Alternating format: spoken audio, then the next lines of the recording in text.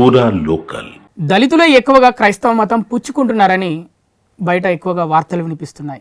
వాళ్ళు క్రైస్తవ మతం పుచ్చుకున్నాక దళితులుగా పిలువబడుతున్నారా లేదా క్రైస్తవులుగా పిలువబడుతున్నారా?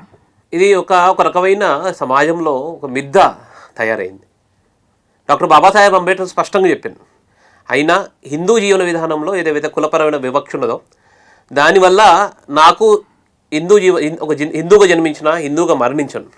కానీ ఈ భూమి మీద ఏదైతే పుట్టిందో ఆ జీవన విధానంలో ఒక భాగమైన బౌద్ధ మతాన్ని స్వీకరించి ఆయన ఒక జీవితం కాలం చివరి రోజుల్లో బౌద్ధ మతం తీసుకోవడం జరిగింది. అయితే స్పష్టంగా ఆ రోజులలో డాక్టర్ బాబాసాహెబ్ అంబేద్కర్కి మతం మార్చుకుంటా అని వాళ్ళు ప్రకటించిన తర్వాత క్రైస్తవ మతం సంబంధించిన జాన్ పోప్ వచ్చి ఆయన్ని చెప్పడం జరిగింది.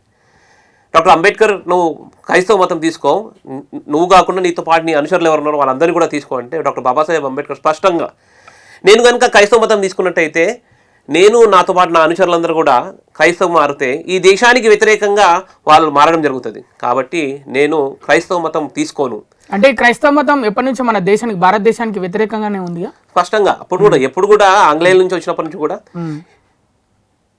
ఈ దేశంలో కులపరమైన వివక్షని తయారు చేసిందే ఆంగ్లేయులు. 2-3 ఉదాహరణలు చెప్తా. చెప్పండి.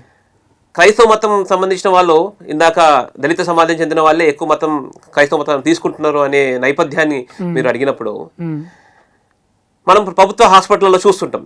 సహజంగా షెడ్యూల్ కులాల వాళ్ళు, ఆర్థికంగా బలహీనులు, వివక్షకు గురైన వాళ్ళు, ఈ రకమైన సమాజము దళితులు అని మనం అంటూ ఉంటాము. వాస్తవానికి బాబాసాహెబ్ అంబేద్కర్ వాళ్ళందరూ కూడా షెడ్యూల్ కులాలు అని ప్రస్తావించడం జరిగింది. వీళ్ళందరూ కూడా ఏదో ఆర్థిక స్థితిగతులు బాగోలేకపోవడం వల్ల ప్రభుత్వ ఆసుపత్రికి పోవడం. ఆ ప్రభుత్వ ఆసుపత్రిలో చూసినట్టయితే ఒక ఆర్ఎంఓ కనుక క్రైస్తవుడు ఉన్నట్టయితే ఆ హాస్పిటల్లో ఒక 2-3 క్రైస్తవ సమాజం చెందిన నర్సులు ఉంటారు.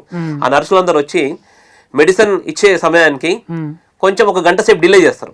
వాళ్ళ ఇది ఒక రకమైన స్ట్రాటజీ చేసి ఏమమ్మా ఆరోగ్యం బాగుందా అంటే లేదండి కొంచెం ఇబ్బంది అవుతుంది అంటే సరే నేను నీ గురించి ప్రార్థన చేస్తా, ప్రార్థన చేసిన తర్వాత మానసికంగా తర్వాత గోళీలు ఇవ్వడం జరుగుతుంది. సహజంగానే గోళీలు ఇచ్చిన తర్వాత మనిషికి ఉపశమనం అనేది సహజంగా అవుతుంటది. వీళ్ళు ఏ రకమైన మిద్దె తయారు చేస్తారంటే నేను ప్రార్థన చేస్తున్నాను, నువ్వు కూడా ఆ ప్రభుని నమ్ముకో, ఈ మందులు ఇవ్వడం వల్ల నీకు తగ్గలే జ్వరం, నేను ప్రభువుని ప్రార్థించడం వల్ల నీకు జ్వరం తగ్గింది. రోగి యొక్క పరిస్థితిని అవకాశంగా తీసుకుని ఆ రకంగా మానసికంగా తయారు చేస్తారు. ఇంకో ఉదాహరణ చెప్తాం.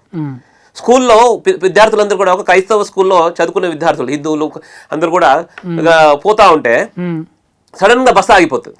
బస్సు ఆగిపోయిన తర్వాత డ్రైవర్ అంటాడు, అరే బస్సు ఆగిపోయింది, మీరు రాముని ఒకసారి ప్రేయర్ చేయండి, కృష్ణుని ఒకసారి ప్రేయర్ చేయండి, బస్సు స్టార్ట్ అవుతుందా లేదా చూద్దాము అంటే అందరు కూడా జై శ్రీరామ్, జై రామ రామ ఆంజనేయ స్వామి పాటలు పాడతారు. బస్సు స్టార్ట్ కాదు. సరే కొద్దిసేపటి తర్వాత ఆ డ్రైవరు మళ్ళీ పిల్లలందరూ కూడా జీసస్ క్రైస్ట్ ప్రార్థన చేద్దాము, బస్సు స్టార్ట్ అవుతుందా లేదా చూద్దాము అండి.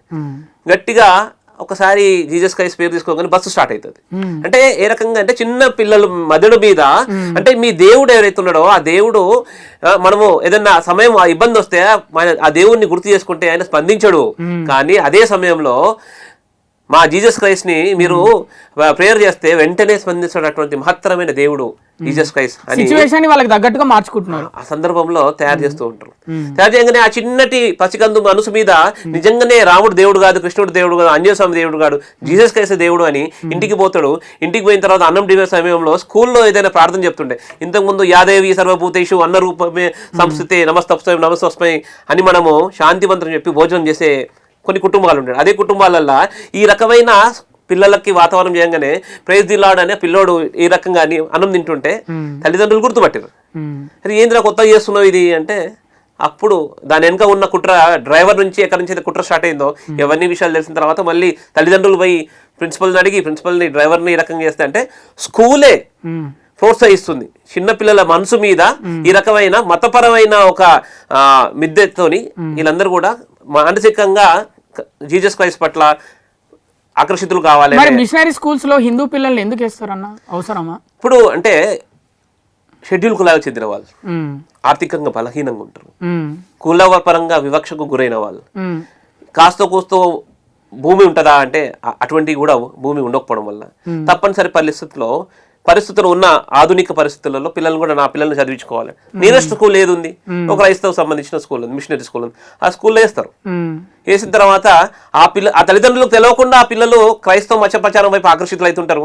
కొన్ని రోజులు పోయిన తర్వాత ఏ రకమైన పరిస్థితి అవుతుందంటే ఆ పిల్లల ప్రోత్సాహం తల్లిదండ్రులు ప్రోత్సహించి ఆ కుటుంబాన్ని మొత్తము ఫీజులు కట్టడానికి పోయినప్పుడు సమయానికి ఫీజు కట్టరు వీళ్ళు.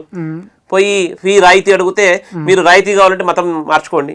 హాస్పిటల్లో పిల్లలు చేరిస్తే ఆ మిషనరీ స్కూల్స్ అటాచ్డ్ ఒక హాస్పిటల్ ఉంటుంది. పిల్లలకి ఏమైనా జబ్బు వస్తే పోయి హాస్పిటల్లో చేరిస్తే అక్కడ మీకు రాయితీ ఇస్తాము, మీరు ఫీజు మీకు టోటల్ ఎగ్జంప్షన్ చేస్తాము అంటే దానికి ప్రతిరూపంగా మతం మార్చుకోండి.